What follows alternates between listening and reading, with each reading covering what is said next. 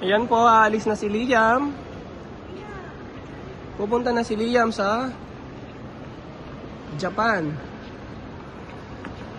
Si Ekoy pupunta sa Korea. Si AJ sa India. Kakain siya ng mekus-mekus, no? Iinom si AJ ng milk tea sa India.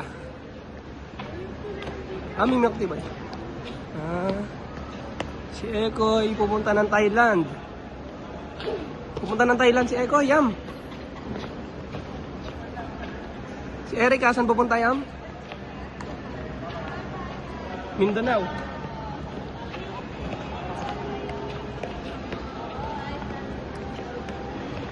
Iwan mo na sa akin phone na to.